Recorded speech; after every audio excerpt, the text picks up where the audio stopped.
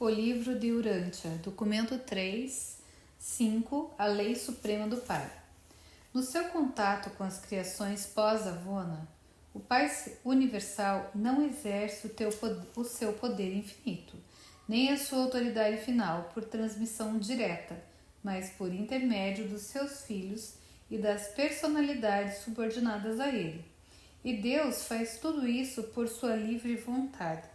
Todos e quaisquer dos poderes delegados, caso surgisse a ocasião e se fosse da escolha da mente divina, poderiam ser exercidos diretamente, mas, via de regra, essa ação acontece apenas em consequência do fracasso da personalidade delegada ao tentar corresponder à confiança divina.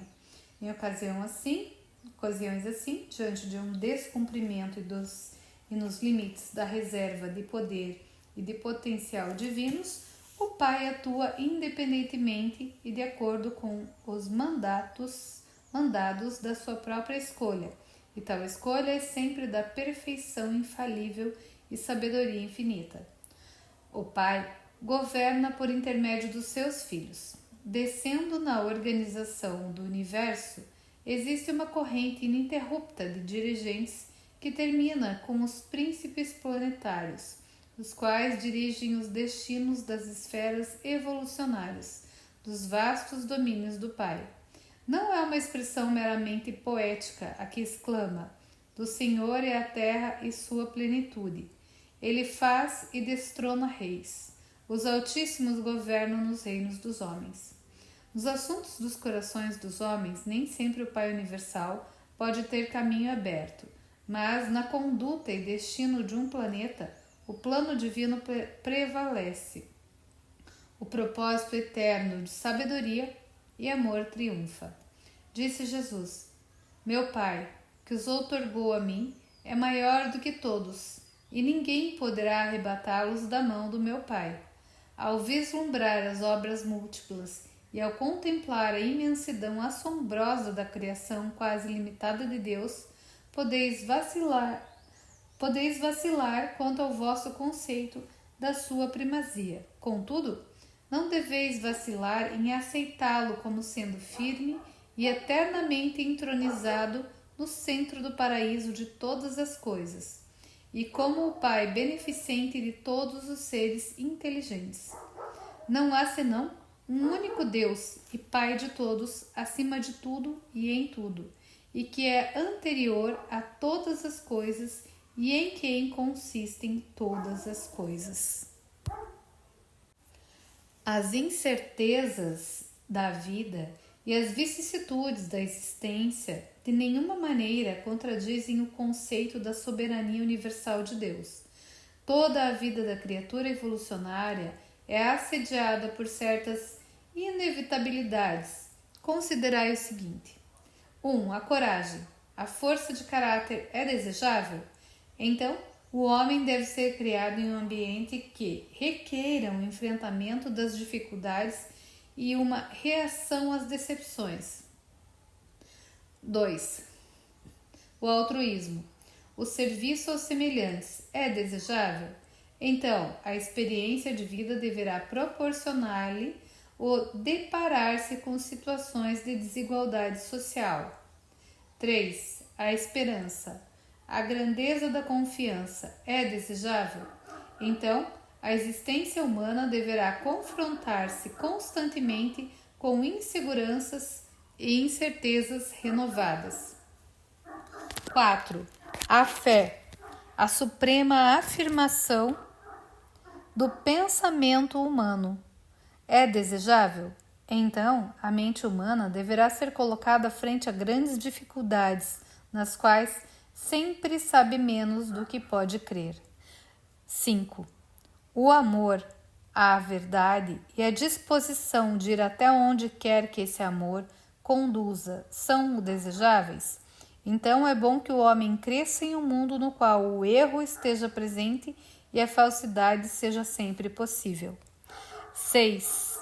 O idealismo, um conceito muito próximo do divino, é desejável? Então o homem deve labutar em um ambiente de relativa bondade e beleza em cercanias que estimulem a busca incontida de coisas melhores. 7. A lealdade. A devoção ao dever mais elevado é desejável? Então o homem deverá continuar sempre em frente, apesar de rodeado de possibilidades de traição e deserção. O valor da devoção ao dever advém do perigo implícito de fracasso. 8. O desapego.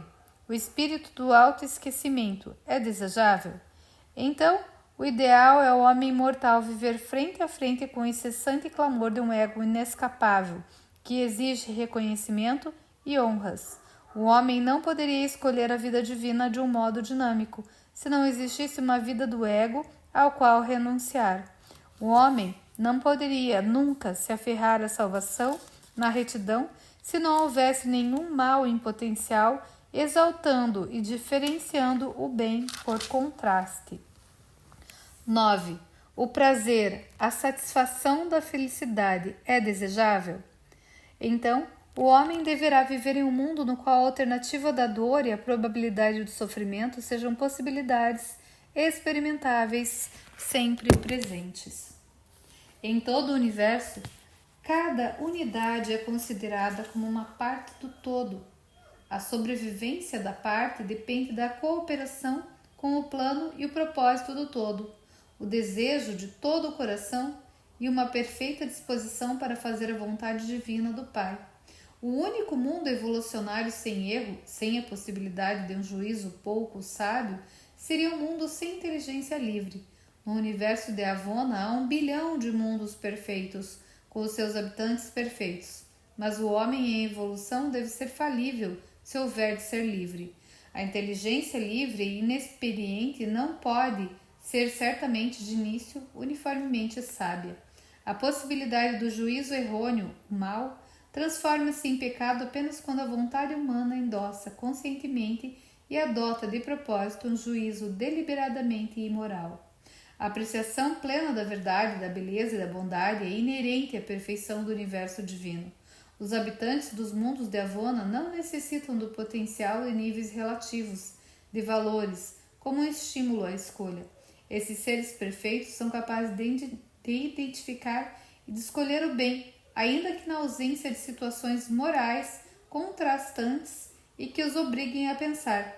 Todos esses seres perfeitos são o que são, contudo, pela sua natureza moral e status espiritual, em virtude do fato de simplesmente existirem. Eles conquistam experiencialmente um avanço, mas apenas dentro do seu estado inerente, ao passo que o homem mortal ganha, inclusive, o seu status de candidato à ascensão por meio da sua própria fé e esperança. Tudo que a mente humana alcança de divino e tudo que a alma humana adquire é uma conquista da experiência, é uma realidade da experiência pessoal e, portanto, uma posse única, em contraste com a inerente bondade e retidão das personalidades de Avona não sujeitas ao erro. As criaturas de Avona são naturalmente valentes, mas não são corajosas no sentido humano. Elas são inatamente gentis e diferentes, mas dificilmente são altruístas à maneira humana. Têm a expectativa de um futuro agradável, mas não são esperançosas de um modo especial, como um mortal confiante das esferas evolucionárias incertas. Elas têm fé na estabilidade do universo, mas estão longe de conhecer aquela fé salvadora, por meio da qual o mortal ascende desde o seu estado de animal até os portais do paraíso. Elas amam a verdade, mas não conhecem as qualidades redentoras dela. São idealistas, mas nasceram assim. Elas ignoram inteiramente o êxtase de chegar a sê-lo por um ato de escolha vivificante. São leais, mas nunca experimentaram a emoção da devoção inteligente e sincera ao dever cumprido, enfrentando a tentação de descumpri-lo. Não têm egoísmo, mas nunca chegaram a esse nível de experiência por meio da conquista magnífica de um ego exigente. Elas desfrutam do prazer, mas desconhecem a doçura do prazer de escapar do potencial da dor.